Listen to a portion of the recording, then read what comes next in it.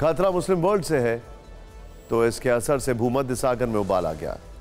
इस इलाके में सबसे बड़ा जमावड़ा इकट्ठा हो रहा है। इजराइल और हमास युद्ध में ईरान बार बार धमकी दे रहा है। खतरा अमेरिका के दोस्त इजराइल पर मंडरा रहा है।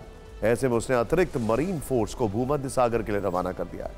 3 और युद्धपोत रवाना किए गए। यानी अमेरिकी रक्षा मंत्रालय पेंटागन पूरे इलाके में अपनी सैन्य तैयारी मजबूत कर रहा है।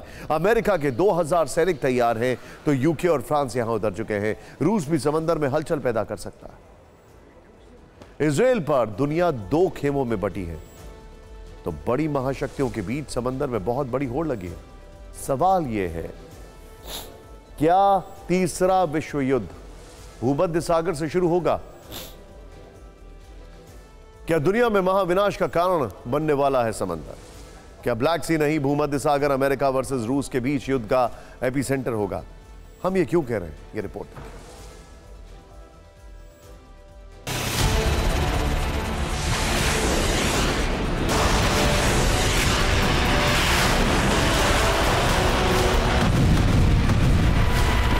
भूमध्य सागर में अमेरिका के जंगी जहाजों की ताबड़तोड़ तैनाती।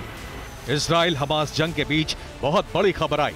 इजराइल के पास अमेरिका के 3 और घातक युद्धपोत रवाना किए गए हैं। इनके नाम हैं यूएसएस बाटन, यूएसएस कार्टर और यूएसएस मेजा वर्डे। यूएसएस बाटन पर 2400 मरीन्स हैं जो लोगों को रेस्क्यू करने के एक्सपर्ट माने जाते हैं। इससे पहले अमेरिका के 2 सबसे बड़े नेवी बेड़े भूमध्य सागर में मोर्चा संभाल चुके हैं, जेराल्ड फोर्ड और आइजनहावर। इजराइल इसी भूमध्य सागर के उत्तर तटीय इलाके में स्थित है, जिसकी मदद के लिए दोनों महाविनाशकों को भेजा गया है। अमेरिका के ये वो जंगी जहाज हैं जो परमाणु हथियार, अत्याधुनिक फाइटर जेट और रेडार सिस्टम से लैस हैं। हमास और इजराइल की ये जंग मिडिल ईस्ट के और दूसरे इलाकों में ना फैले, इसके लिए अब अमेरिका भी कोशिश कर रहा है। दरअसल इसी के चलते अमेरिका ने अपने 2 एयरक्राफ्ट कैरियर्स को मेडिटेरियन सी में भेज दिया है। और ना सिर्फ ये मैसेज दुनिया भर को दिया है कि वो इजराइल के साथ खड़ा है, बल्कि ये भी जता दिया है कि ईरान और हमास या हिजबुल्लाह इसको लेकर सतर्क रहे। ईरान इस जंग में एक्टिव हो चुका है, धमकी दे रहा है, इसलिए अमेरिका सागर में सतर्क है। लेकिन प्रॉब्लम यह है कि आने वाले दिनों में रूस भी अपने एयरक्राफ्ट कैरियर भूमध्य सागर और आसपास के इलाकों में उतार सकता है। रूस और ईरान की दोस्ती किसी से छिपी नहीं है। इसका मतलब यह हुआ कि इजराइल हमास युद्ध के बीच भूमध्य सागर में जिस तरह से जमावड़ा हो रहा है, वो तीसरे विश्व युद्ध की चिंगारी भड़का सकता है।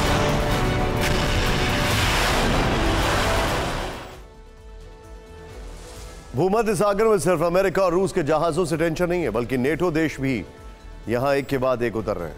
आइए इसे भी देख लेते हैं। इजराइल की मदद के लिए यूके ने एक जासूसी विमान, 2 युद्धपोत, 3 मर्लिन हेलीकॉप्टर और मरीन कमांडो की कंपनी भेजी है। जर्मन हेरॉन सीरीज के 2 ड्रोन इजराइल को देगा तो निगरानी के साथ हमला करने की ताकत रखता है। इसके अलावा हथियारों का जखीरा भी भेजा जा रहा है। फ्रांस और इटली ने भी इस जंग में इजराइल की हर तरफ से मदद का वादा कर दिया है। आने वाले दिनों में फ्रांस हथियारों की बड़ी खेप वहां भेज सकता है। और ये सब कौन देख रहा होगा? वहां कई मील दूर बैठा ज़ेलेंस्की। ये हो क्या रहा है?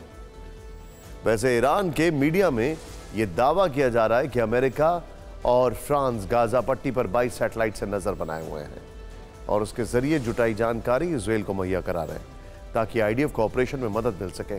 भूमध्य सागर में नेवी बेड़े का जुटना भी जारी है। आइए एक रिपोर्ट के जरिए इस लोकेशन को समझते हैं। इजराइल हमास जंग में भूमध्य सागर महाशक्तियों का एपिसेंटर बन चुका है। सवाल है कि भूमध्य सागर ही क्यों? इजराइल के उत्तर में लेबनान और उसके बगल में सीरिया है, जबकि नक्शे में नीचे एक तरफ जॉर्डन और दूसरी तरफ मिस्र है। लेकिन जब इसका पश्चिमी क्षेत्र देखेंगे तो भूमध्य सागर का बड़ा इलाका है। इसी के किनारे मिस्र सीमा पर गाजा पट्टी है और ऊपर की तरफ तेल अवीव और इजराइल के दूसरे शहर हैं। इसलिए समंदर का ये इलाका काफी संवेदनशील माना जा रहा है और इस एरिया को हर तरह से सिक्योर करने की कोशिश है।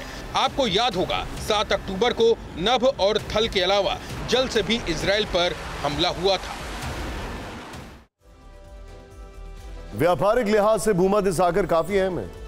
इसके तट 21 देशों से लगते हैं। यह पश्चिम में अटलांटिक महासागर से जुड़ा हुआ है, जबकि पूर्व में काला सागर और दक्षिण में स्वेज नहर के माध्यम से लाल सागर के साथ जुड़ा हुआ है।